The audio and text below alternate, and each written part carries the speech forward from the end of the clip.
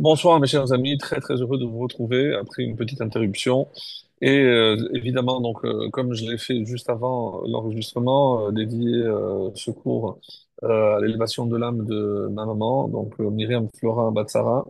Mais j'aimerais aussi en particulier dédier ce cours à ce qu'on pourrait appeler notre Hana actuelle, celle qui a vu ses enfants mourir. Je parle évidemment de Shiri Bibas et de ses deux petits anges, Ariel Bibas et Kfir Bibas, de mémoire bénie, et que leur alia, leur élévation là sous le trône céleste, soit pour tout le clan d'Israël une protection.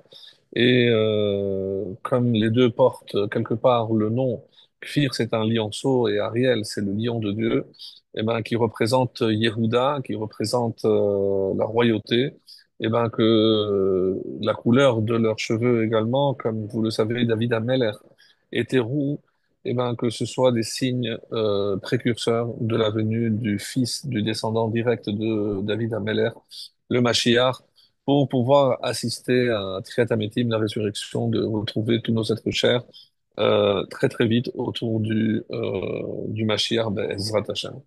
Voilà, ça, je me devais de faire une petite allusion, et si je peux intercaler à l'intérieur du cours autre chose, on le fera. Alors, ce Shabbat, un Shabbat très très riche, comme vous le savez, c'est assez rare que nous ayons trois Sepharim un Shabbat, à part évidemment lorsque ça tombe Simchat Torah, il y a trois Sepharim, mais là nous avons la paracha de Teruma, nous avons également Rosh Chodesh, Adar, et nous avons également la paracha de Shekalim. Donc trois événements, un plus important que l'autre. Teruma, donc le début de la construction du Mishkan, du tabernacle, et c'est la première des cinq parachiotes à venir qui vont être consacrées à l'érection de cette maison pour Hachem, avec toutes les questions évidemment qu'on est en droit de se poser. Mais est-ce que Dieu a besoin d'un espace matériel ici-bas sur terre? Hachem Haaretz Umloa, donc Hachem, il réside partout dans le monde. Il est appelé Makom, Mekomo Shel Olam. Donc, a-t-il vraiment besoin d'un espace, aussi luxueux soit-il, confectionné avec des matériaux vraiment de très haute qualité, de l'or, de l'argent, comme décrit au début de notre paracha, mais pour essayer d'apporter un nouvel éclairage et ne pas revenir sur des choses qui ont déjà été dites. Donc, j'aimerais, dans un premier temps, vous proposer une petite étude concernant trois versets qui sont reliés un petit peu à ces trois événements. En effet, dans la paracha, et peut-être le thème central de notre paracha, Ve'asuli Migdash, ils me feront un sanctuaire, Ve'shachanti Be'tocham, et je résiderai parmi eux. Alors, évidemment, pourquoi il y a un Mikdash et le pluriel Betocham parmi eux? Eh ben, d'après le Pshat, de sens simple, c'est que il va y avoir plusieurs sanctuaires. D'abord le Mishkan dans le désert, ensuite il y a le premier temple de Salomon et le deuxième temple. Donc, il va résider dans les temples qui s'étaleront sur à peu près une durée de plus de 2000 ans. Donc, ça c'est Betocham. L'explication un peu métaphorique, Betocham, c'est que Hachem, il ne va pas habiter dans un espace physique et confiné, bien évidemment, mais Betocham à l'intérieur c'est nous. C'est-à-dire, c'est nous le sanctuaire pour Hachem. Il va habiter en nous, et cette étincelle divine que l'on accepte, qui se trouve à l'intérieur de nous, eh ben, il y a une condition pour cela. Veshachanti Betocham, quand est-ce que Dieu résidera en nous? Ve'asul Migdash. C'est lorsque ils érigeront un sanctuaire. Donc, à nous de comprendre maintenant comment on peut combiner les deux parties de cette phrase. Pour que Hachem réside en nous, il y a une condition, c'est de lui faire un sanctuaire. Alors, comment je le fais un sanctuaire? Je reviens très rapidement sur ce beau midrash que tout le monde connaît sur un roi. Donc, un roi, c'est celui qui dirige, qui a des sujets. Et c'est pour ça que lorsqu'on parle toujours d'Hachem, on prend cet exemple du roi qui avait une fille unique, et quand il a enfin trouvé un époux pour sa fille, il a eu une demande. Écoutez, c'est ma fille unique. Ce que je vous demande, c'est que là où vous irez habiter, si vous pouvez me réserver donc une petite pièce, que comme ça, lorsque je viendrai visiter ma fille, et je pourrai y résider. Donc cette idée qui est transmise par le Midrash, Ici, la fille, évidemment, c'est la Torah qui est unique pour Hachem et il nous l'a confiée. Et nous, le Ham Israël ici, on est le Khatan, donc on est le gendre d'Hachem. Et accepter qu'Hachem vienne voir sa fille, c'est justement, il vient voir comment se porte sa fille, comment nous, on s'occupe de sa fille, comment on s'occupe de la Torah. Il nous l'a confiée. Et où est-ce que je vois où un homme véritablement applique tous les commandements, c'est surtout dans son foyer. Puisque à l'extérieur, je peux faire semblant, mais à l'intérieur, c'est là où Hachem voit comment je m'occupe de la Torah, des mitzvot, comment je transmets, comment je m'occupe avec je m'occupe de ma femme, comment je m'occupe de mes enfants, de mon foyer, de mon étude, etc., etc. Donc ça, c'est par rapport à Veshachanti Betocham. Donc ça, c'est le premier verset que je voulais vous proposer. Le deuxième, qui est tiré du prophète Jérémie dans le chapitre 9. Hein. Et vous allez comprendre après cette étude pourquoi j'aimerais établir un lien entre ces divers psukim. Alors, je vais le lire d'abord en hébreu et ensuite j'en lirai la traduction. אל יתהלל חכם בחוכמתו ואל יתהלל הגיבור בגבורתו. אל יתהלל העשיר בעושרו, כי אם בזאת יתהלל המתהלל, השכל וידע אותי, כי אני השם עושה חסד, משפט וצדקה בארץ. Alors, que le sage ne se glorifie pas de sa sagesse, que le brave ne se glorifie pas de sa bravoure, que le riche ne se glorifie pas de sa richesse, mais que celui qui se glorifie en ceci, deux points, être raisonnable et me connaître. Le but du juif, c'est connaître Dieu. Car je suis Hachem qui fait grâce, jugement et justice sur la terre, comme je viens de le dire, Jérémie, chapitre 9, le verset 22. Donc on pourrait vraiment s'attarder sur sur ce verset, ce passage qui est extrêmement riche, qui nous montre finalement de quoi un homme peut vraiment se glorifier. C'est d'avoir trouvé la vérité, c'est-à-dire de connaître Dieu. Connaître Dieu, c'est pas simplement accepter qu'il y a une entité supérieure qui a créé le monde. Non. Connaître Dieu, nous savons très bien que le terme de connaître exprime une intimité. C'est-à-dire que Hachem fait partie de moi.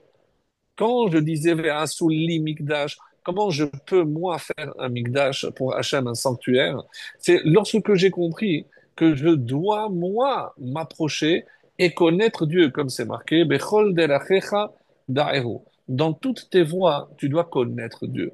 Dans toutes tes voies, alors c'est quoi toutes tes voies? C'est pas évidemment lorsque tu es à la synagogue ou dans le Beth Amikdash en train d'étudier. Non, dans toutes tes voies, c'est lorsque, même dans ta vie séculière, lorsque dans ton travail, dans ta relation à ton prochain, à ton voisin. Et dans toutes tes voies, tu dois connaître Hachem. Qu'est-ce que ça veut dire connaître Hachem? Alors, il y a un point intéressant, et je profite pour faire une halakha du Chafetz Chaim, c'est est-ce que si, par exemple, quelqu'un est très coléreux, est-ce que j'ai le droit de dire à mon fils, tu sais, attention avec ce monsieur, parce qu'il est très coléreux? Est-ce que ça s'appelle du Lachon Hara? Alors, vous savez très bien que j'ai pas le droit de parler s'il n'y a pas de Tohélet. Mais qu'est-ce que je suis en train de dire à mon fils? Tu vois ce monsieur, comment il se comporte? Et bien comme ça, ils ne font pas se comporter. Donc, c'est pour tirer évidemment un enseignement. Alors vous allez me dire, oui, mais je sais que si quelqu'un fait une faute, hein, alors je dois le dire. Si quelqu'un a triché, quelqu'un a volé, eh ben, j'ai le droit de me renseigner et j'ai l'obligation de d'avertir quiconque risque de se faire avoir aussi avec ce monsieur.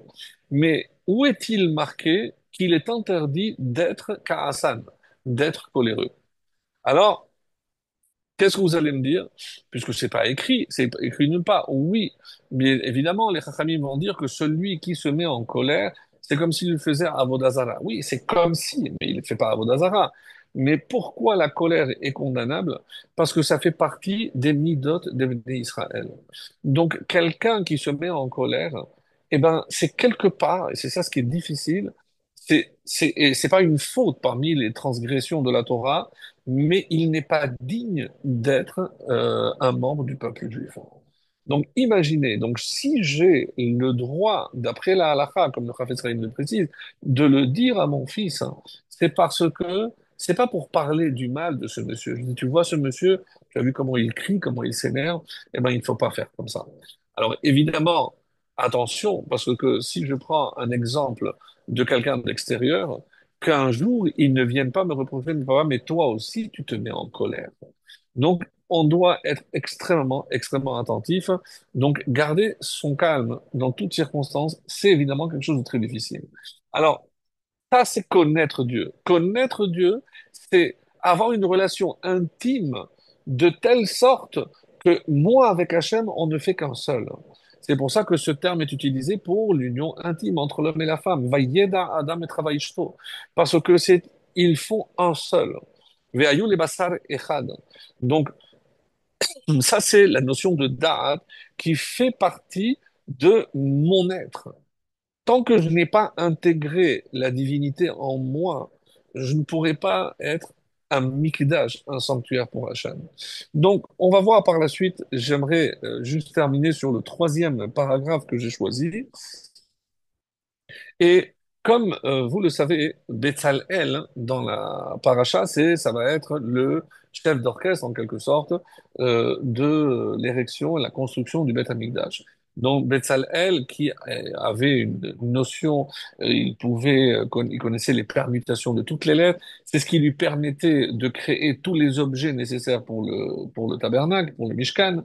Et les Rahamim, d'après le Midrash, nous disent qu'il avait 13 ans.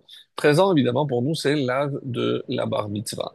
Alors, à ce propos, quand on parle de mitzvah, on dit bar mitzvah, c'est-à-dire le fils de la mitzvah.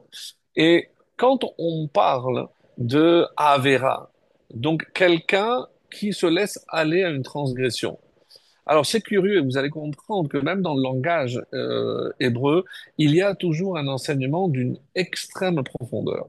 Donc on dit bar mitzvah. La mitzvah, le lien qui me relie à la mitzvah, c'est le lien d'un père à un fils. Pourquoi? Parce que le père et le fils, quand bien même le fils va être un renégat ou autre, mais je ne peux pas rompre le lien de parenté qui est celui d'un père vis-à-vis de son enfant. Je ne peux pas dire à partir de maintenant, t'es plus mon enfant. Donc il restera tant que et pour toujours. Alors que quand quelqu'un il fait une avéra, on dit il est Baal Avera. Ou alors aussi, vous allez certainement penser en même temps que moi, Baal Teshuvah. Baal, c'est un époux. Pourquoi? Parce que ce n'est pas parce qu'il a un jour fait une avéra qu'il est relié à la avéra comme un père à un fils. Non, il est relié à la avéra comme un mari à son épouse, avec la différence que justement, on peut rompre ce lien. Un homme peut se séparer de sa femme. Un homme peut se séparer de ce mauvais comportement. Et attention, parce que là aussi, on dira Baal Teshuvah. Pourquoi on appelle le Baal Teshuvah?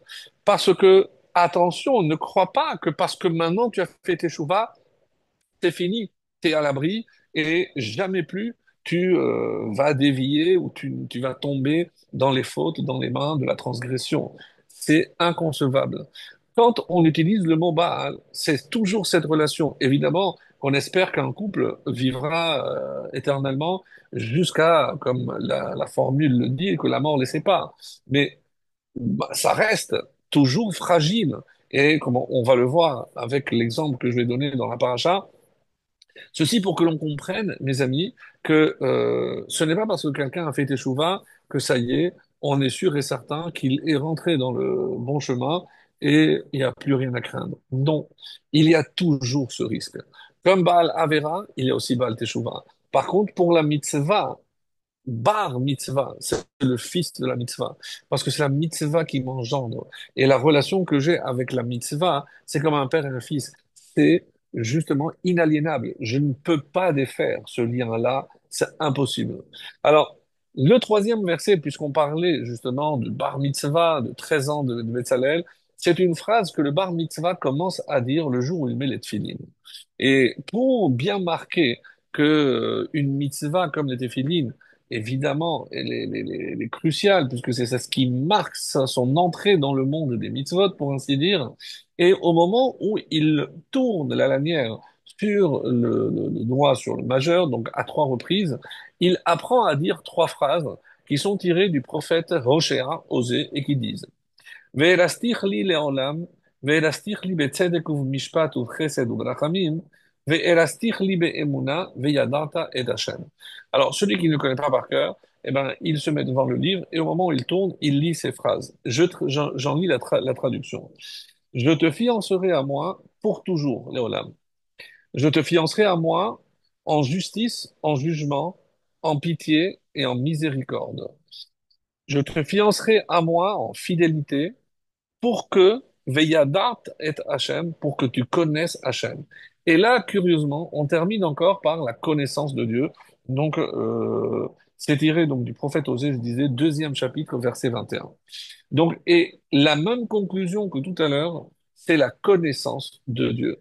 Donc, on doit, et là, je comprends bien l'image de je te fiancerai, parce que ici, on parle d'un homme et une femme, donc c'est un lien de mariage, et c'est cette triple alliance, en quelque sorte, puisque c'est une alliance. Et c'est pour ça que maintenant, la question est la suivante.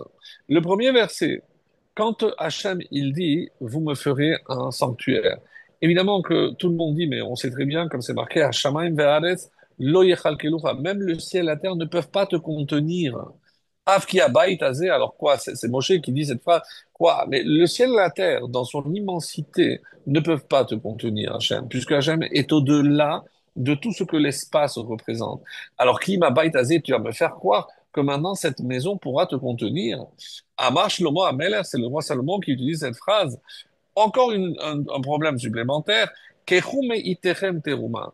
Donc prenez de vous un don. Mais tout appartient à Hachem. Qu'est-ce qu'il demande à nous de prendre? Mais il a tout à sa portée. Il aurait pu faire, évidemment. Donc on ne comprend pas très bien le sens de cette construction, de cette édification du Mishkan. Pour la question, la première, évidemment, on a déjà un peu répondu dans l'introduction, c'est qu'il est écrit Betocham, il n'a pas écrit Betocho. Betocham, c'est-à-dire que qu'est-ce que Hachem cherche? C'est à habiter en nous, chacun de nous. Donc, les deux questions, finalement, sont une seule. Pourquoi? Le peuple sort d'Égypte. Mais en sortant d'Égypte, comme ce fameux adage, qu'il est plus facile de faire sortir un juif de l'exil que de faire sortir l'exil du juif.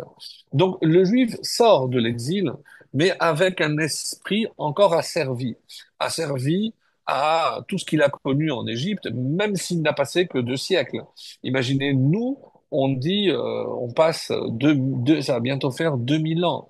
Donc au bout de 2 siècles, avec une influence tellement qu'on nous dit qu'ils avaient atteint le 49e niveau d'impureté. Donc, quel a été leur problème? Comment expliquer qu'après avoir vécu, à quel moment ils ont vraiment cru en Hachem, ça n'a pas suffi les 10 plaies. Il a fallu qu'Hachem fasse quelque chose d'encore plus extraordinaire.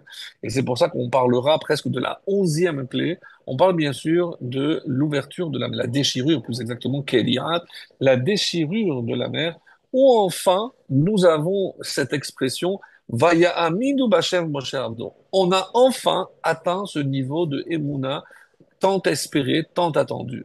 Donc il a fallu ce 11e miracle en quelque sorte. Alors expliquez-moi, comment après avoir répondu Naaseh Venishma, à cause d'un petit retard, eh ben, le peuple juif va sombrer dans l'idolâtrie en érigeant un veau. Évidemment, je parle de ce que nous lirons dans 2 semaines dans la paracha de Kitissa, donc la faute du veau d'or. Alors, plein d'explications, on aura le temps d'y revenir, bien sûr. Mais dans un premier temps, qu'est-ce qu'il est qu'on vient de dire ici? C'est que le peuple juif avait un besoin, ce besoin de concrétiser, de voir quelque chose de palpable. Donc, c'était extrêmement difficile d'avoir affaire à un Dieu invisible tellement omniscient, omniprésent. Donc, mais c'était très difficile. Surtout après avoir vécu dans un asservissement qui les a bloqués. Alors, on avait quelque part une représentation d'Hachem sur terre en la personne de Moshe Rabbeinu. Moshe avec son bâton qui faisait opérer tous ces miracles, donc ils en avaient l'habitude. Quand Moshe monte, Veha Ish Moshe Enenu. Donc on n'a plus de représentants, on est perdu. Dès qu'on n'a pas un guide, le peuple juif est perdu. Donc qu'est-ce qu'il se tourne? Il se tourne vers Aaron.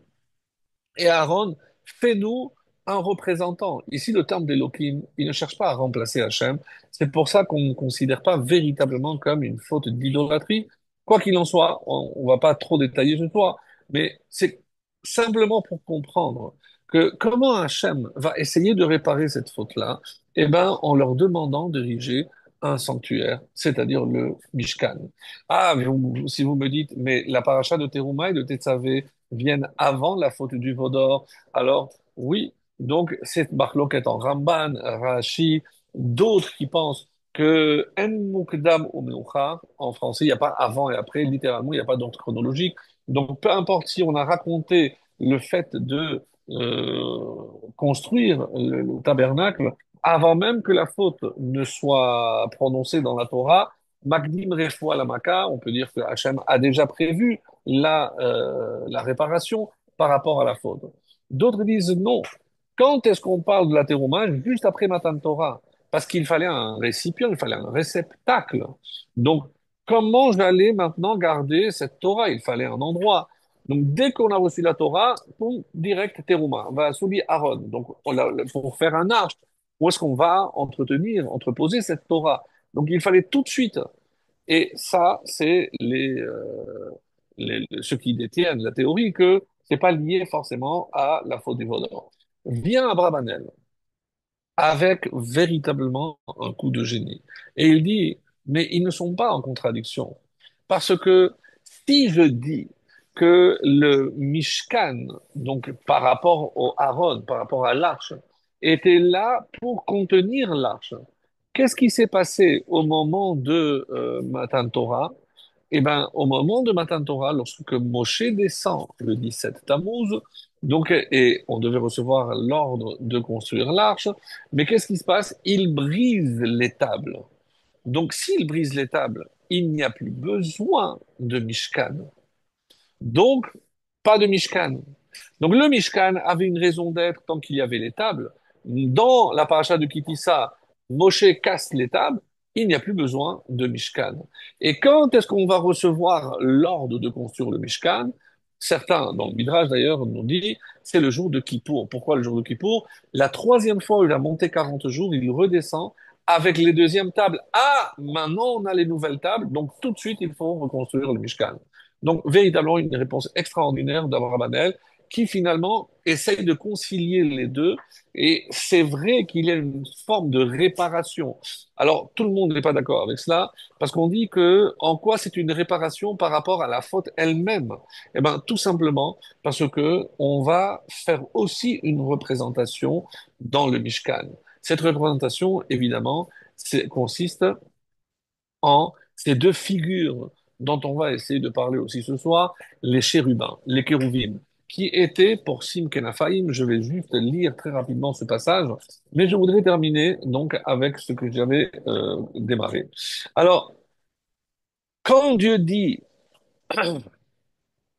Ve'asu li, alors Ve'asu li migdash, donc généralement on traduit et il vous ferait pour moi. Non, Ve'asu li.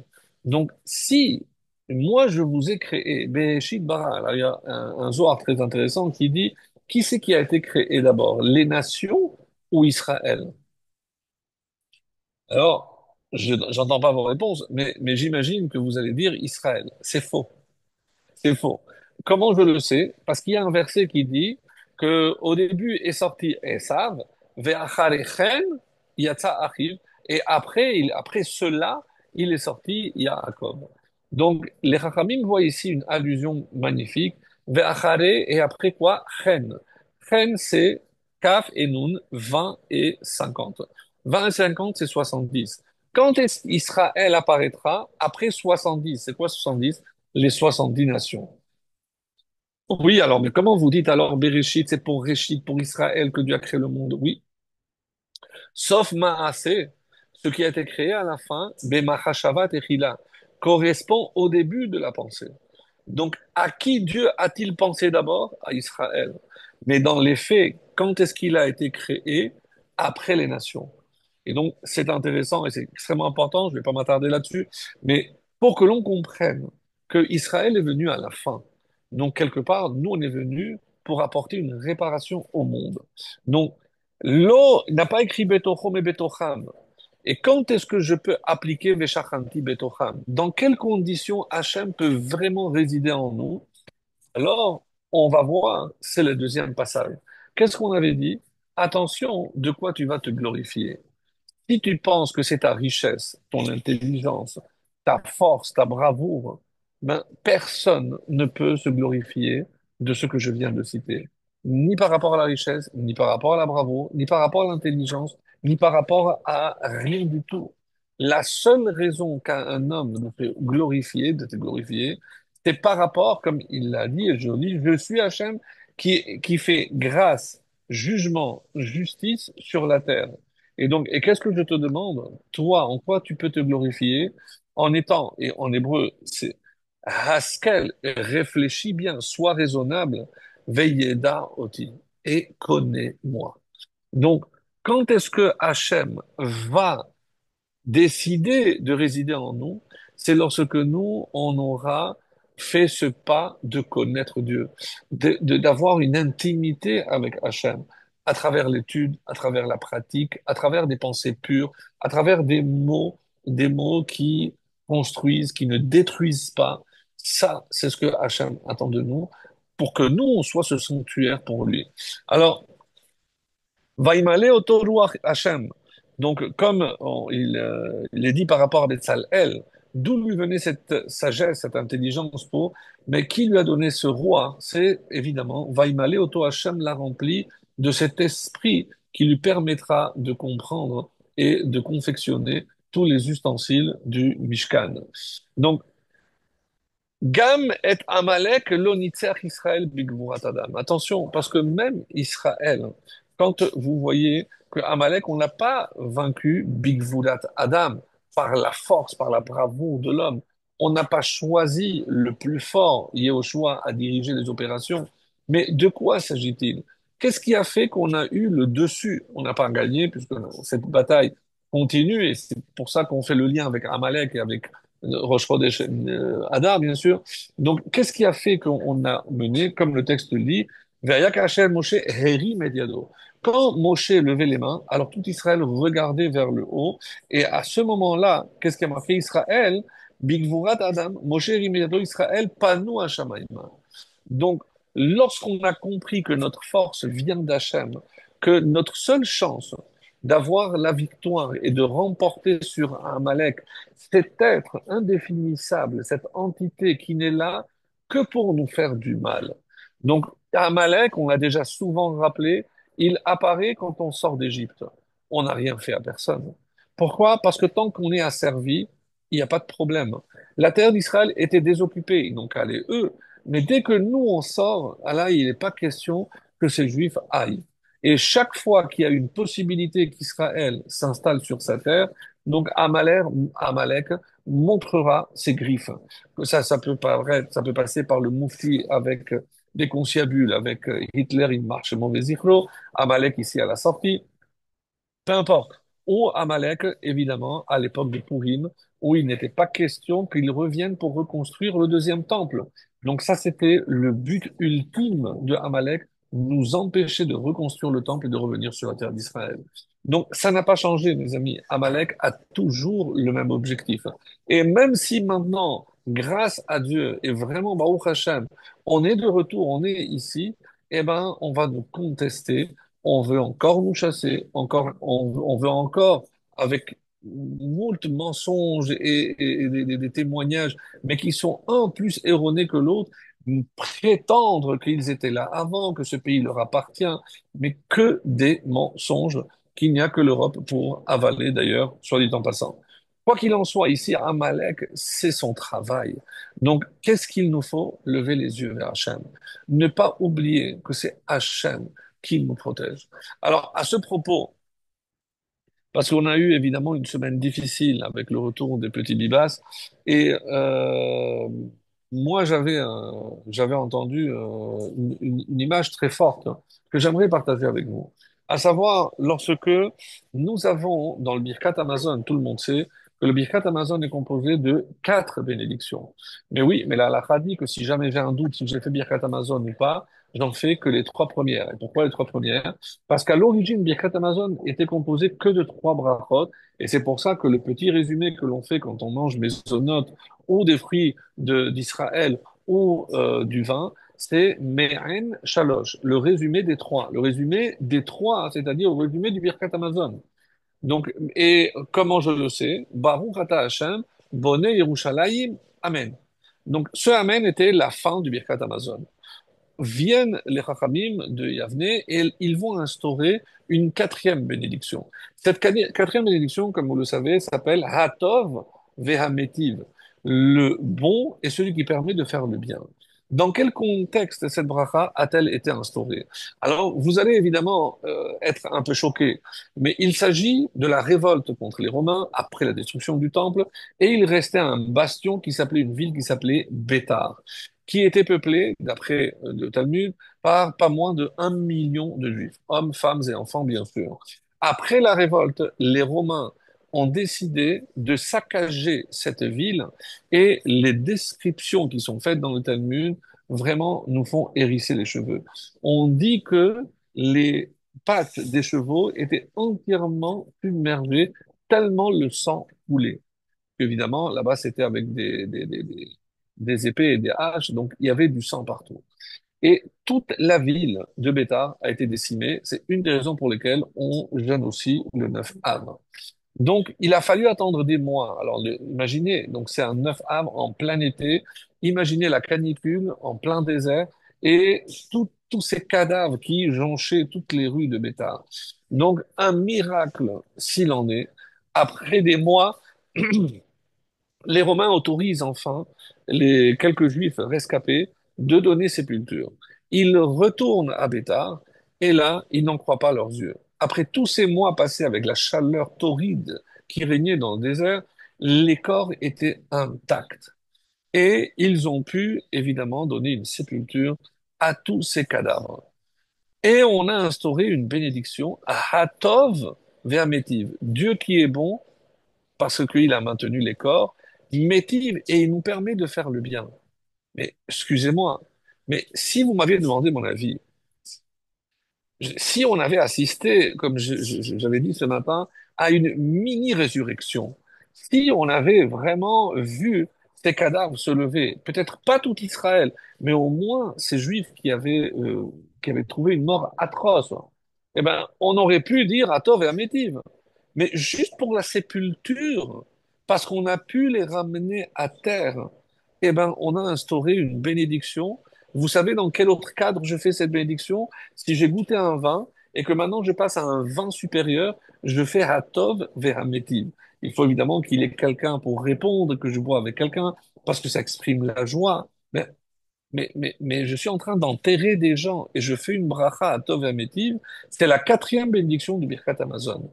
Pourquoi dans le Birkat Amazon? Parce que c'est là où comme on a trouvé que c'est la seule bracha qui est obligatoire de la Torah, c'est Birkat Amazon, et on a voulu avoir la certitude que cette bracha était incluse dans ce qui est une obligation de la Torah pour pas qu'on dise, bon, ça fait partie des brachot rajoutées par les Chachamim. Non, on a choisi un endroit, mais vraiment stratégique, parce que c'est la seule bracha qui est de la Torah. Ve'achalta, ve'savata, ou ve'rachta. Donc, c'est à ce moment-là que j'ai l'obligation de faire une bracha. À ce moment-là que les Chachamim m'ont dit, c'est maintenant que tu vas faire cette bracha. C'est-à-dire, et comment j'interprète que c'est du bien? Parce que dans toute obscurité, il y a toujours une petite lueur. Qu'est-ce que Hachem, en faisant ce miracle, oui, on aurait souhaité qu'il ressuscite. Ça viendra, rassurez-vous. Mais en attendant, qu'est-ce qu'Hachem dit? Je gère. Je ne vous ai pas laissé tomber. Ils sont morts parce qu'ils devaient mourir. Vous comprendrez, pour l'instant, vous ne comprendrez pas, mais je n'ai jamais lâché. Un autre exemple aussi magnifique, que je trouve, moi, magnifique, c'est celui de Yosef. Il est vendu par ses frères, jeté dans un puits rempli de scorpions, de serpents. Je ne sais pas. Il y a des Midianim qui passent, des Ishmaélim, je ne sais plus qui l'a sorti, où on l'amène pour le vendre dans un marché humain, comme esclave ou pire. Mais attention, quand Hachem, il a vu qu'il devait descendre en Égypte, Hachem, il a dit, eh ben, si d'habitude les Ishmaélim, ils transportent de Zéphet, j'ai oublié le nom en français, euh, du bitume avec une très mauvaise odeur. Là, il est en train de transporter des plantes odoriférantes. Pourquoi? Pour que la descente de Yosef, elle soit un peu plus agréable. Mais c'est une descente aux enfers. Qu'est-ce que ça va lui changer qu'il y ait une bonne odeur? Ça va tout changer. Parce que qu'est-ce qu'il a compris, Yosef? Hachem ne l'a pas abandonné. Donc, mes amis, chaque fois, et il faut savoir juger les événements vraiment à la hauteur de ce que chaque événement représente pour nous. Pouvoir donner une sépulture à ces petits anges et donner une sépulture à chaque juif qu'on peut récupérer, c'est en soi un miracle. Évidemment qu'on aurait souhaité le retrouver vivant. Évidemment qu'on aurait espéré que la ville de Béthar ne disparaisse pas avec 1 million de juifs. Évidemment qu'on aurait espéré que la Shoah se termine plus tôt et qu'il n'y ait pas 6 millions de victimes. Évidemment tout cela. Mais ce que je veux dire par là, c'est que Hachem ne nous a jamais abandonnés. Donc, à nous de voir cette petite lueur à travers l'obscurité. À filou behastara, même dans l'opacité la plus complète, où on ne voit plus rien, eh ben, je sais qu'Hachem, il est là. Et c'est à nous de faire cet effort de le voir. Donc, pour revenir ici un petit peu à la paracha, donc, savoir que la relation que j'ai avec Hachem, c'est une relation, c'est des fiançailles. Donc, Ve'elastir, chaque fois que je fais cette mitzvah qui représente le bar mitzvah par excellence, eh ben, je parle de triple alliance, pas une simple alliance, une triple. Pourquoi? Parce que Ve'a- Chut Ameshulash Lobim Hera Yitek. Parce qu'une triple alliance, elle ne peut pas vite se défaire. Et c'est ce que je dois me dire. Tant que je n'ai pas cet attachement, cette triple alliance avec Hachem, eh ben, je ne pourrai pas, moi, être un réceptacle, un Beth Amikdash, un sanctuaire pour Hachem. Alors, par rapport maintenant à ce qui est écrit dans le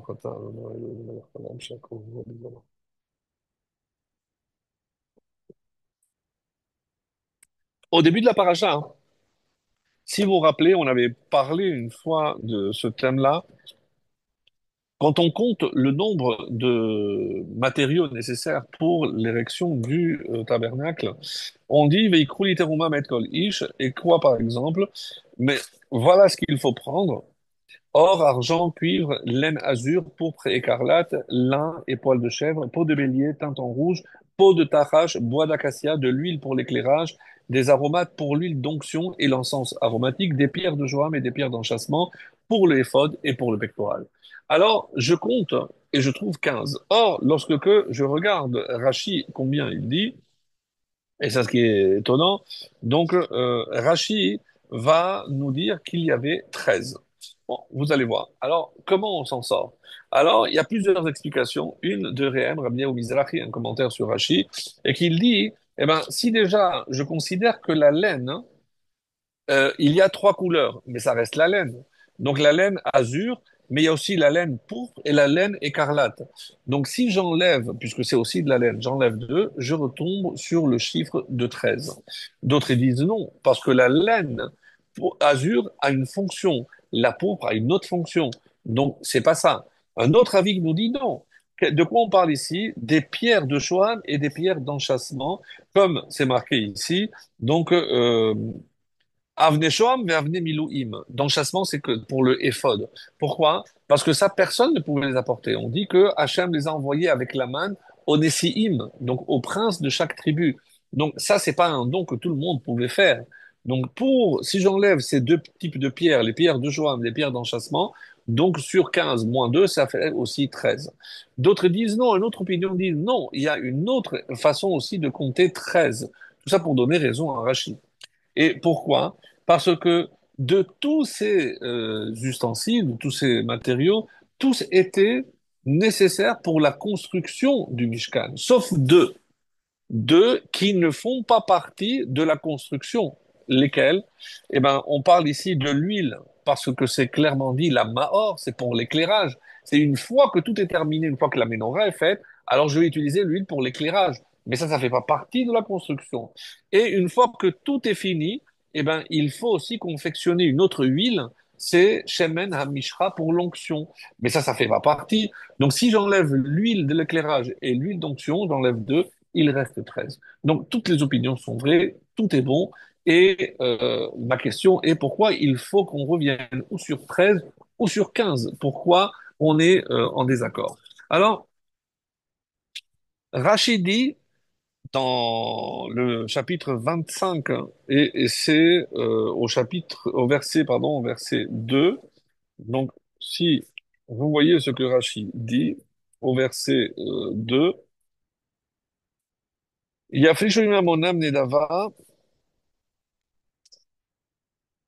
veikru li teruma, met koli shashedvenu levo, et Rachid donc va dire, Shelosha et Shalosh esret dvarim amorim beinyan. Donc, il y a 13 choses qui ont été citées, Zahav, Kesef, Nechoshet, etc. Donc, tout est lié au chiffre 13. Et il faut retomber sur le 13, comme si apparemment le 15 dérangeait, mais il fallait, d'après Rachid en tout cas, le chiffre 13. Alors si c'est 13, pourquoi on parle de 15 choses? Alors, dans Sanhedrin, on nous dit, il y a un autre lien aussi, que Betzalel, comme je dis tout à l'heure, Sanhedrin 69b, on dit que Betzalel a été âgé de 13 ans. Pourquoi il y a marqué Ish Ish Mimelarto Asher Hema Osim, et chaque fois que le terme Ish désigne un homme, c'est-à-dire un homme à partir de 13 ans. Rabbeinu Bachaye nous dit, Da qui culmine à Korbanot. Donc, où je retrouve encore ce chiffre de 13? Parce qu'apparemment, le chiffre 13 est important. Soit dit en passant, et 13, c'est la valeur numérique du mot Echad. Donc, l'unité parfaite est composée de 13. Comment? 12 tribus plus Hachem. Donc 13 exprime l'unité parfaite. Dans Rabbi Bechaye nous dit, si je vois combien d'offrandes j'apportais au temple, combien de sacrifices, combien de korbanot, ils étaient au nombre aussi de 13. Et oui. Pourquoi? Parce qu'il y a, et comme ça Rabbi Bechaye l'explique, c'est lié au Shelosh Esrei Midot Arachamim. C'est les 13 midot de miséricorde, les 13 vertus de miséricorde d'Hachem.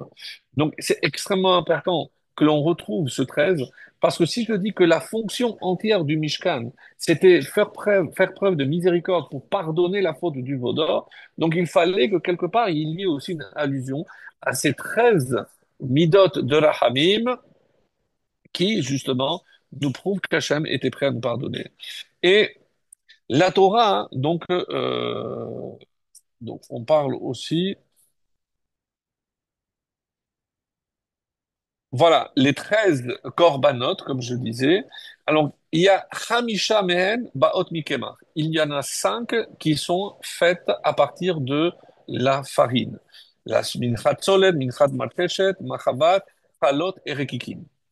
Bon, on verra tout ça dans le livre de Vaïkra. Et il y a Shemona, donc 5 avec de la farine et 8 avec des animaux. Donc Shemona mehem hem bachalechaim. Et c'est lesquels? Celles qu'on connaît, Ola, Khatat, Hacham, Toda, Shlamim, Bechor, Baaser et Pessah. Donc 8 corbanotes plus les 5 offrandes, ça fait 13. Donc tout ce qui est relié au Beth Amikdash, au temple, ou même à ce qu'on offrait dans le temple, est lié représenté par le chiffre 13. D'autres disent non. Pourquoi alors 15? 15, on le trouve évidemment dans les Kibeka Hashem Tsur Olamim. Parce que c'est avec le chiffre, avec le nom de K qu'Hachem a créé le monde. Yud, c'est le monde d'en haut et He, c'est le monde d'en bas. C'est avec K aussi que je retrouve l'union de l'homme et de la femme, et ça c'est le Kliyaka qui dit, et Umorek satalze otan, tet vav ma'alot shehayu, min ezrat anashim la ezrat anashim. Dans le Bet Amikdash, il y avait 15 marches qui séparaient le Ezrat Anashim de la partie du Kodesh. Et comment je sais qu'il y a 15? Parce qu'il y a Shir la Ma'alot, le cantique donc des degrés, des marches, parce qu'il y en avait 15 comme il y en a 15 Shir la Ma'alot. Veshenivna al Yede Shlomo Sheaya Bedor, et plus que cela, où ce que je retrouve une allusion au chiffre 15 aussi très beau, c'est qu'il y a 15 générations depuis Abraham jusqu'à Shlomo HaMelech, c'est-à-dire le premier temple. Et depuis Abraham, donc jusqu'à Shlomo. Midrash Shemot Rabban, on dit. Et si vous voulez le détail, je vous le donne rapidement. Abraham, Yitzhak, Yaakov, Yehuda, Peretz, Chesron, Ram, Aminadav, Narshon, Salman, Boaz, Oved, Ishaï, David et Shlomo. Donc 15, vous pouvez vérifier.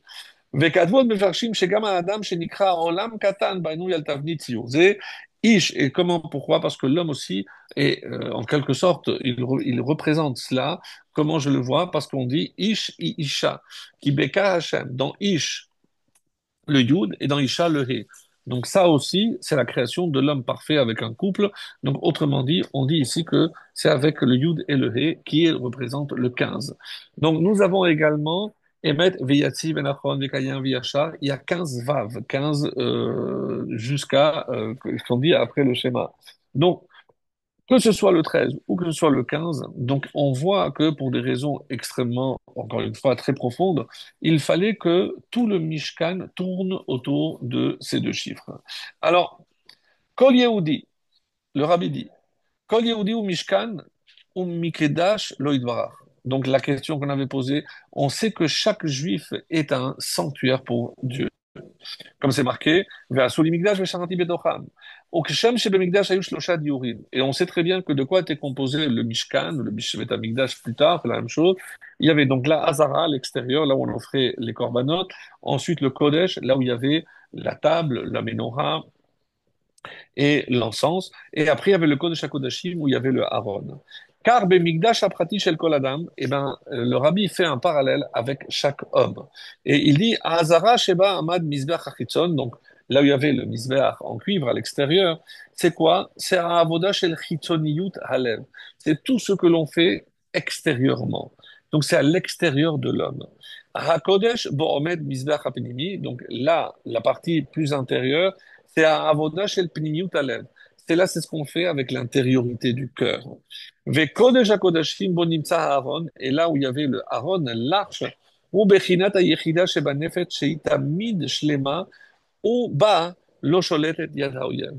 C'est ce point intérieur chez l'homme que nul ne peut atteindre et que aucun ennemi au monde peut dominer. On peut nous torturer, on peut nous massacrer, mais il y a à l'intérieur de chaque juif donc une partie intouchable. Ça, c'est le Kodesh HaKodashim. Ça, c'est cette flamme inextinguible qui ne s'est jamais éteinte et qui ne s'éteint jamais. Parce qu'à l'intérieur de chaque juif brûle ce Esh Tukadbo, l'Oirbe. C'est un feu qui ne s'éteint jamais. C'est cette partie intérieure. D'autres font un autre parallèle. On dit que la partie extérieure, c'est l'estomac, puisque comme les corbanotes, c'est ce qu'on mange. Après, on passe plus haut, c'est le visage, c'est la lumière, la menorah, donc c'est la bouche, c'est le pain, et ensuite le Kodesh HaKodashim, ce qui est encore doublement protégé par le crâne, donc c'est le cerveau, c'est la partie la plus intime de l'homme, c'est là où personne ne peut atteindre. Comme il est dit que je ne pourrai jamais connaître la pensée de l'autre, donc je ne connais que ce qui transmet à l'extérieur, donc dans le Kodesh, à travers la bouche, mais je ne sais pas vraiment quelle est la pensée d'un homme. Ce qui est formidable, j'aimerais rajouter encore ce point-là sur ce thème-là, c'est que pour la chassidoute, et le rabbi s'en fait l'écho, ce qui est tellement important, c'est pourquoi un migdash ici-bas. Mais Hachem a toute l'immensité du cosmos, de l'univers tout entier. Pourquoi ici, sur notre petite planète, il voulait absolument une résidence, comme c'est marqué, It ava akadosh baruch Hu dira batartonim dans les mondes inférieurs.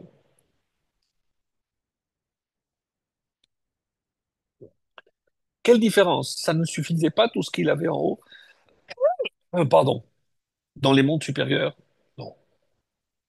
Hachem voulait que l'on comprenne que le but ultime qu'il nous a assigné à nous, le peuple juif, c'est qu'on soit capable d'imprégner la matérialité, c'est-à-dire ce qu'il y a de plus bas, de quelque chose de très élevé. Il ne nous demande pas de nous élever, mais d'élever la matière. Et c'est ça la fonction du peuple juif. Et c'est pour ça que quand je vois tout ce dont on a besoin, on parle d'or, d'argent, mais c'est bassement matériel. Oui, bassement matériel, mais qui peut aussi être très hautement spirituel. Tout dépend de la fonction que je fais. Et c'est pour ça que les Chachamim insistent énormément. Chacun naît avec un don. Ce don, ça peut être l'intelligence qui lui a permis d'acquérir une grande richesse, une chance inouïe dans les affaires. Oui, mais le but, évidemment, c'est de conférer à tout cet argent, tout cet or, une dimension spirituelle. Eh ben, je vais l'utiliser pour des institutions de Torah, pour aider des pauvres, pour aider des yétomim, des orphelins, des dames veuves. C'est ça, sanctuaire, mes amis. C'est ça que Ve'asuli Mikdash.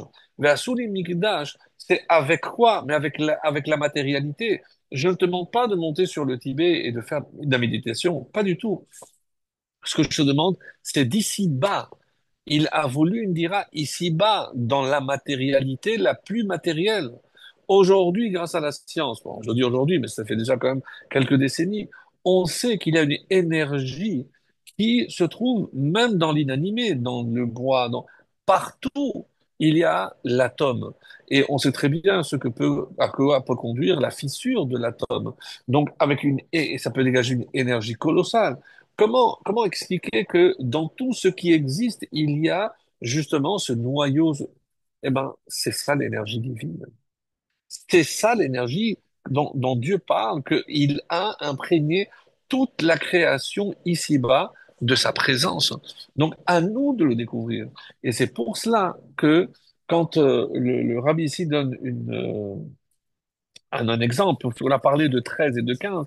Il dit comme ça, Keshem sheshlosha asar, o chamisha asar, peu importe, que ce soit 15 ou 13, les prités à Trumot, naasu kedoshim be'atzamam, kar benogea le migdash shekol echad, amour, litzor midivrei hareshut.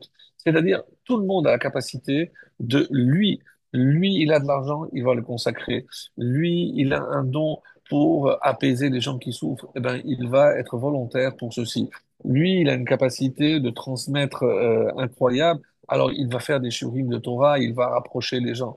Chacun, lui, il chante, il a une voix suprême, vraiment sublime. Eh ben, lui, il va être Chazan, etc., etc. Donc, le sanctuaire, c'est de prendre tout ce qui est purement et bassement matériel et l'élever à travers la fonctionnalité que je vais en faire.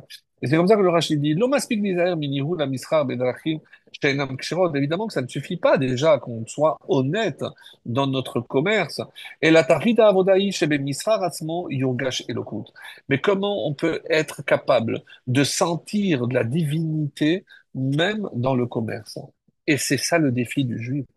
Le défi du juif, c'est pas s'occuper de spiritualité lorsqu'il étudie ou il prie. Non, c'est lorsqu'il travaille, lorsqu'il est à l'extérieur. Parce que il y a le Kodesh, mais il y a aussi la Hazara, c'est à l'extérieur. C'est là-bas aussi il doit servir Dieu. Bezeyuntak Masha Rambam Migdim, quand il a dit, Dechol Maasecha, l'Ilshon Hakatuv, Bechol Derachecha, comme c'est marqué, et la Seder Avodat Tzadich Liot, Mehakal Lakaved. Donc on commence par quelque chose qui est toujours plus facile et on va vers le plus difficile. Et l'exemple qu'il donne ici, que j'ai trouvé vraiment formidable, donc c'est comment on peut transmettre quelque chose du spirituel d'un homme à l'autre. Eh ben, il y a déjà, par exemple, ce qu'on fait maintenant le Rav au Talmud. Donc, je transmets par la parole, je transmets une pensée et je transmets de la spiritualité. Et il y a nul doute à cela. Et ça va évidemment avoir une influence, on espère, sur ceux qui nous écoutent. Mais comment, il demande la question, Ashpa'a Gashmit, comment je peux transmettre toute l'essence d'un homme à un autre? Comment c'est possible? Comment je peux faire une chose pareille? Comme il dit, Roche, Ifchar Lishtol, une tête, je ne peux pas la planter, je ne peux pas transmettre une tête ou créer une tête. Alors comment un homme peut transmettre son essence? Masheenken be'ashpa'a gashmit, nishpa marut mochin mamash ad shemolid nefesh shalem bemochin vechol kochot nefsho. On sait que le début de la semence de l'homme départ de la pensée. Il part de la pensée, du da'at.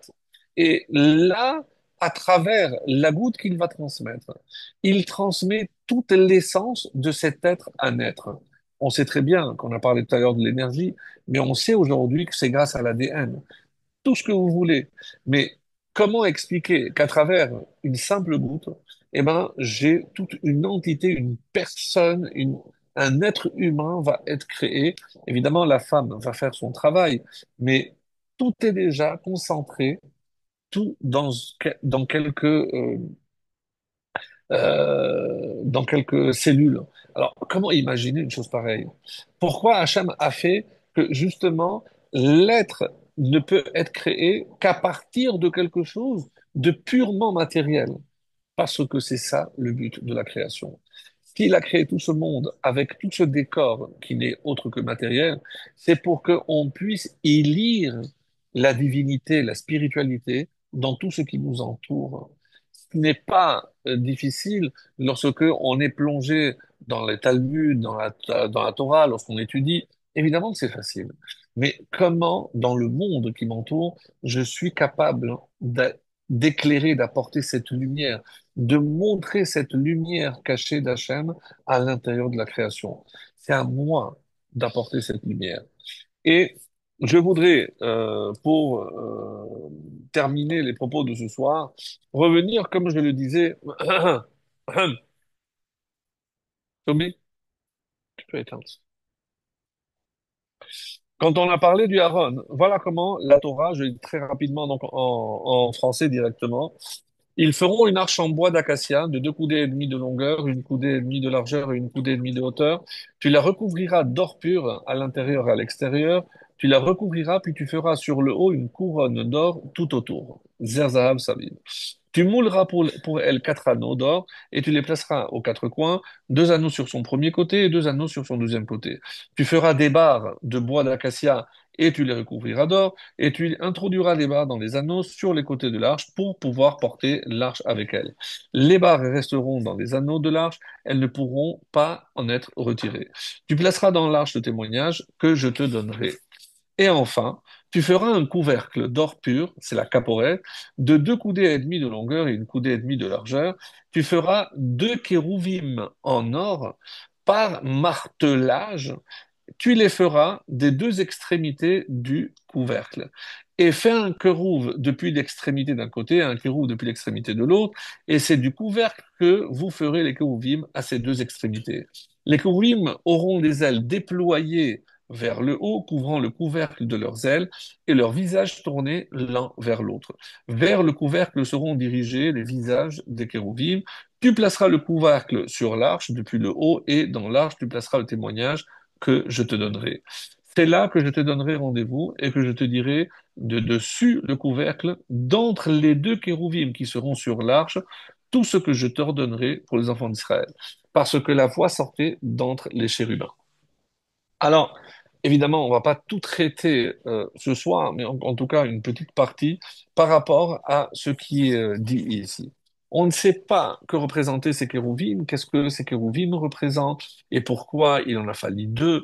Alors, il y a énormément, évidemment, de commentaires là-dessus. On l'a déjà vu les années précédentes, mais j'aimerais, avec votre permission, donc apporter un petit éclairage pour cette année que j'ai trouvé très pertinent. Alors, d'abord, en guise d'introduction, il est dit comme ça, dans le Shemot Rabbah, dans le Midrash, Kol Mishkan mechouvan keneged givhei meromim.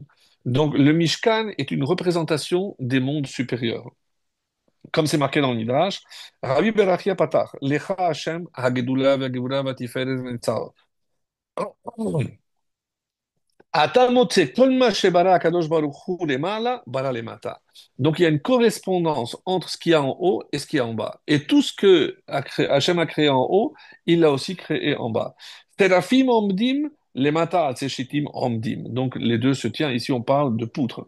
Les mala keruvim, parce qu'il y a shne keruvim comme dans Ishaïa, les mata veyu keruvim également. Donc je vous passe tous les détails parce que c'est un midrash très long. Mais tout ceci pour nous dire à quoi correspond finalement les kérouvim et l'arche. Et c'est ça ce qui est intéressant. parce que c'est ce qui nous intéresse par rapport à cela.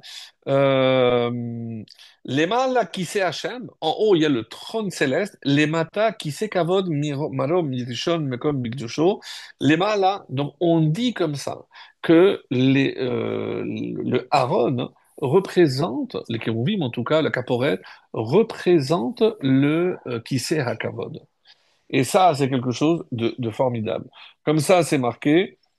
Vayis'u misham et Aaron benit Hashem tsevakot, Yoshev akeruvim. Quand on désigne Dieu, on dit Yoshev akeruvim, celui qui siège sur les kérouvim.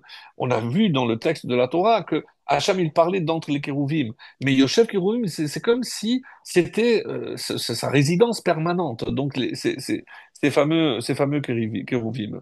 Et comme dans un autre midrash, Rabbi Nathan dit, Chaviv maase Aaron kekise akavot shel ma'ala.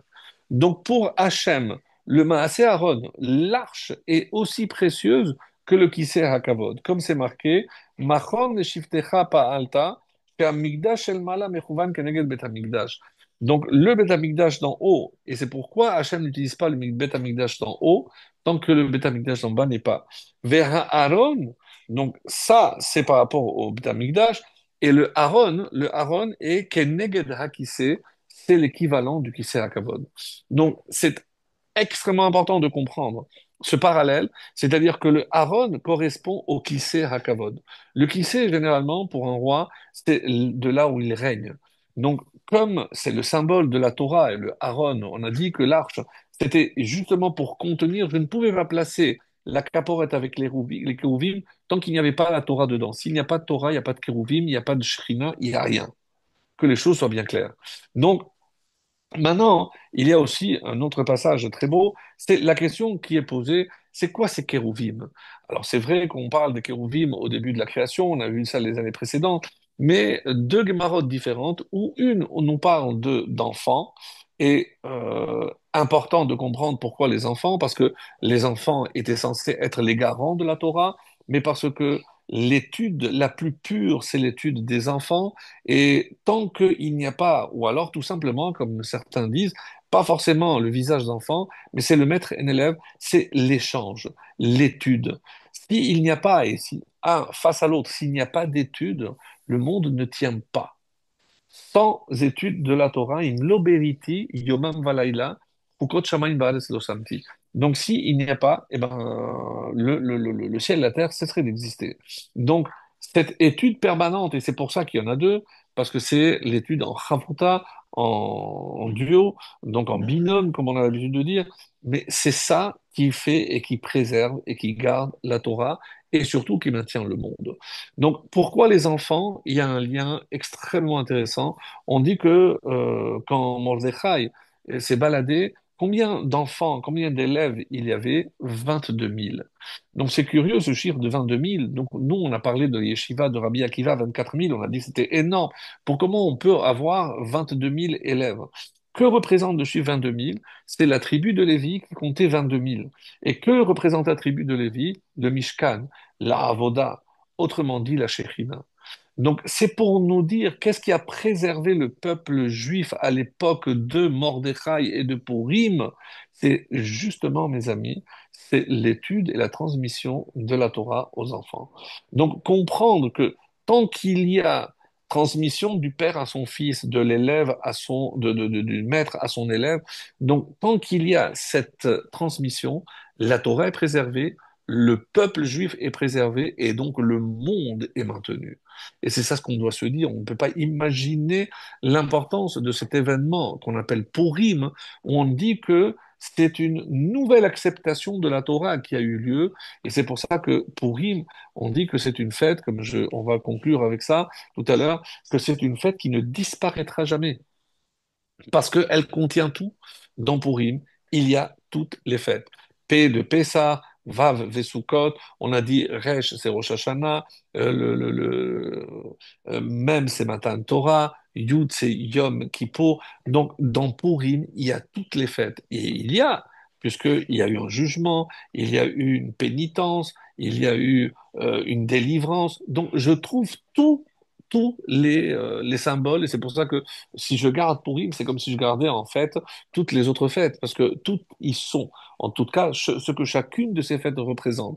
Donc, cependant, il y a un autre avis qui dit que quels étaient ces visages? C'est hommes et femmes, c'est-à-dire le couple.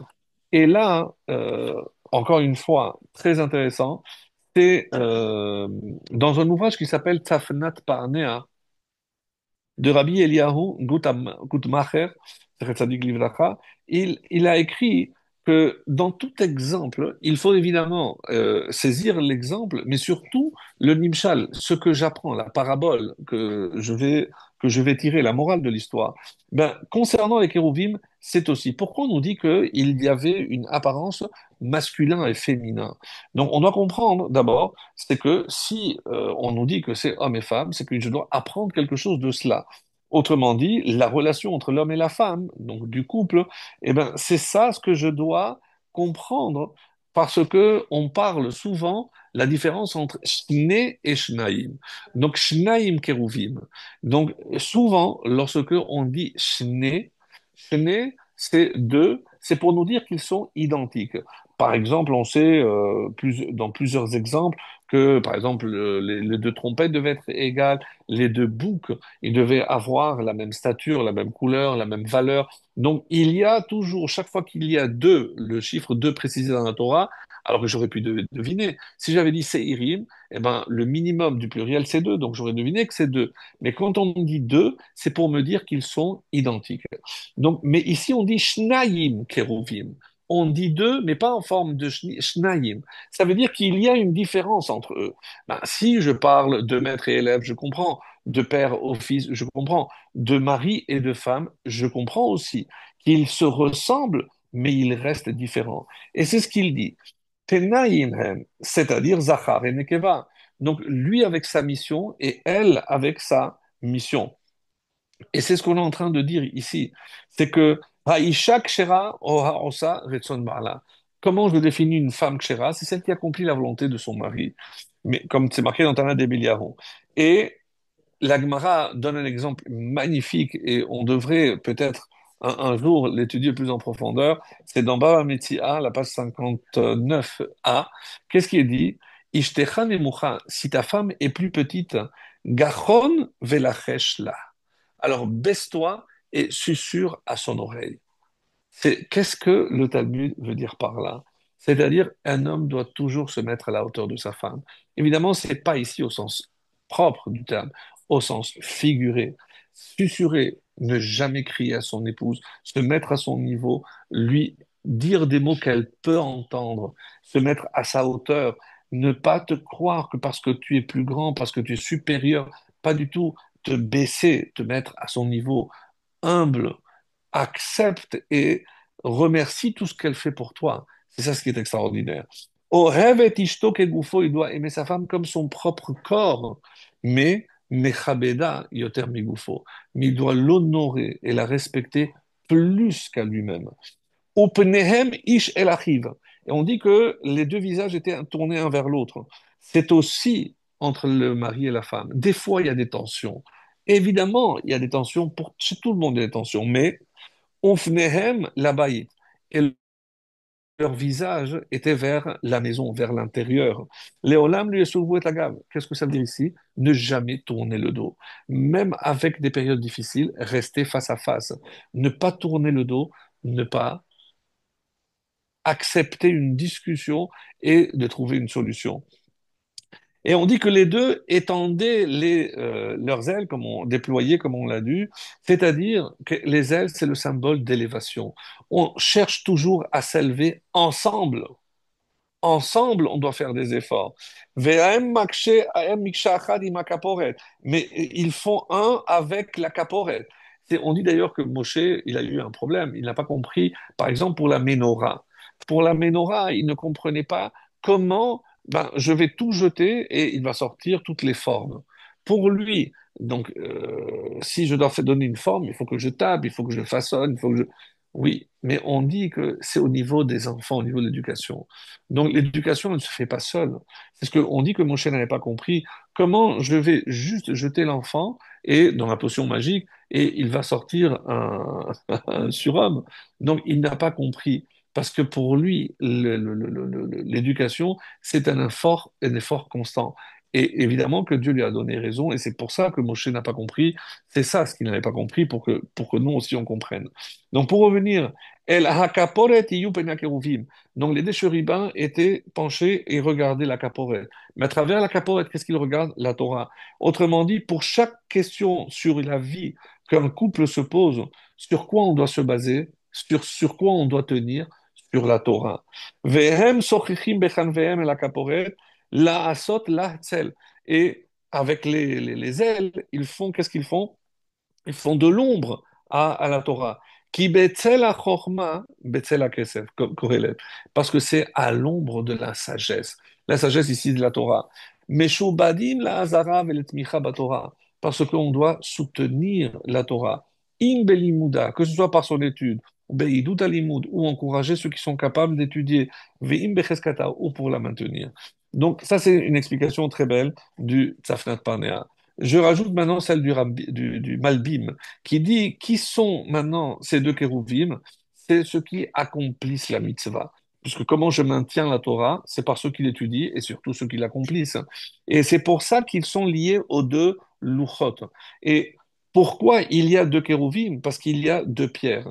Et qu'est-ce que ça veut dire? Qu'est-ce que le symbole ici? Une pierre, c'est la relation entre moi et Dieu. Et l'autre, la deuxième pierre, c'est la relation entre moi et le prochain. On a déjà précisé, rappelez-vous, mes amis, c'est que les tables avaient la même dimension. Mais si je compte le nombre de lettres pour les deuxièmes tables, entre l'homme et son prochain, il y a pas 87 lettres.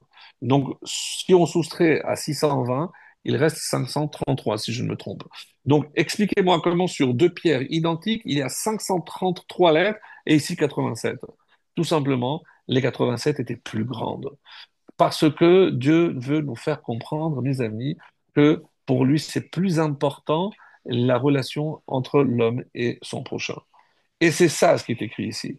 Donc, comme on va le voir, et c'est ce que Abrabanel va dire, pour Ratzalomar bemitzvot shebeno lamakom ou bemitzvato, et c'est pour ça qu'il y a que représentent les deux chérubins, parce que ne crois pas que ceux-là sont plus importantes ou ceux-là sont moins importants. Non, il y a un chérubin sur chacune des tables, et les deux représentent finalement la relation à Hachem et la relation à l'homme, et les deux sont face à face. Rappelez-vous ce fameux midrash, comme Moshe il a voulu briser les tables. Non, non, non, brise seulement celle de droite. Ils ont fait Avodazara, c'est dans la table de droite. Vous n'avez rien compris. Les deux sont liés, les deux sont face à face. On ne peut pas les séparer. Et c'est ça ce que le peuple n'avait pas encore compris. Alors, dans Megillat Setarim, celui qui s'appelle Netivot seulement, on dit que pour chaque fête, hein, il y a des mitzvot spécifiques. On avait déjà touché ce thème-là. Par exemple, Rosh Hashanah, on sonne le shofar. À Kippour, on jeûne. À Sukkot, on a la souka, on a l'herbe minime. Hanouka, on allume la bougie. Pessah, on mange la matzah, le maror, on lit la Haggadah. Maintenant, on arrive à Purim, puisqu'on rentre, on se prépare pour Purim.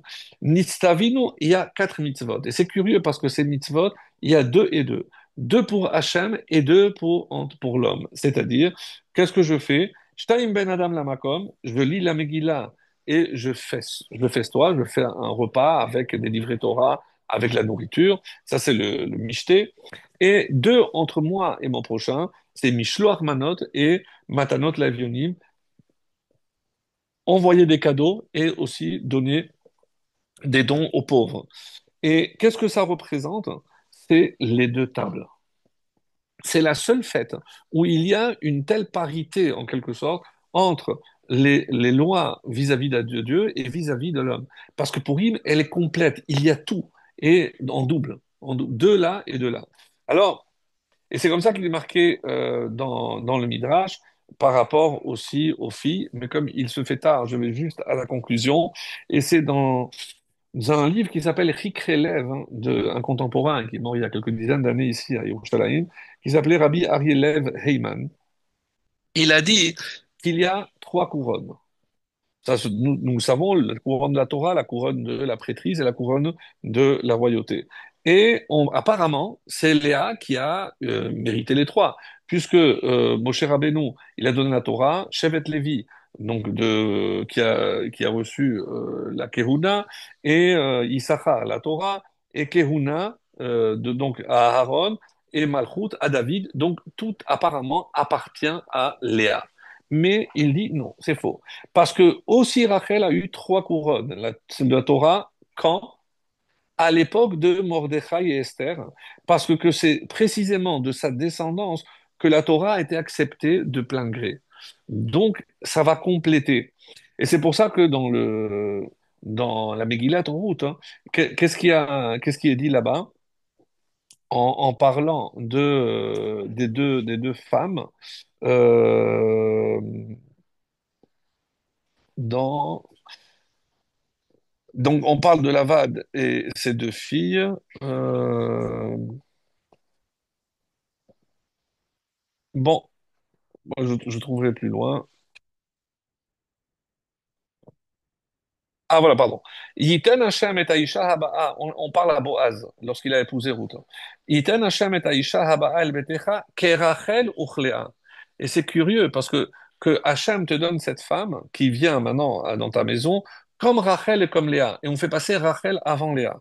Asher banu shtehem, parce que les deux ont construit et Bet Israël, la maison d'Israël. Et Rashi explique sur ce verset de Ruth, chapitre 4, verset 11, Bene Léa modim hem. Tous les descendants de Léa ont reconnu que Al Rachel Shaita Ikarosh El Baït, que la maîtresse de maison essentielle, c'était Rachel.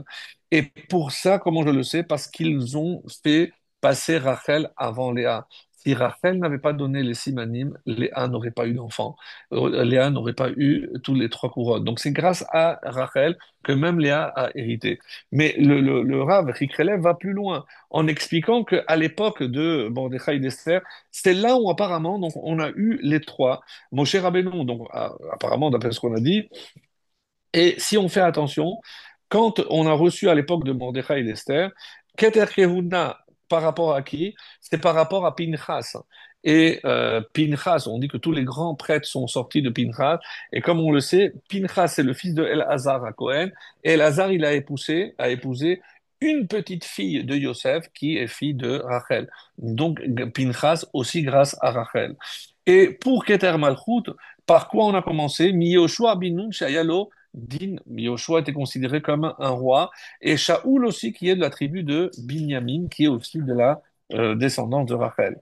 Tout ceci pour expliquer, comme le tour va le dire, et c'est notre conclusion pour ce soir, mes amis, c'est qu'on sait qu'il y a, chaque fête est représentée par un personnage biblique. Donc, par exemple, Pessah, on dit Abraham, on répète pas pourquoi, Lushiva Seugot, parce que bon, Pessah c'est Abraham. Yitzhak, c'est Matan Torah, c'est le shofar. Pardon, non. Shavuot, c'est Yitzhak, c'est le don de la Torah. Et parce qu'il y a eu le shofar, Matan Torah, etc.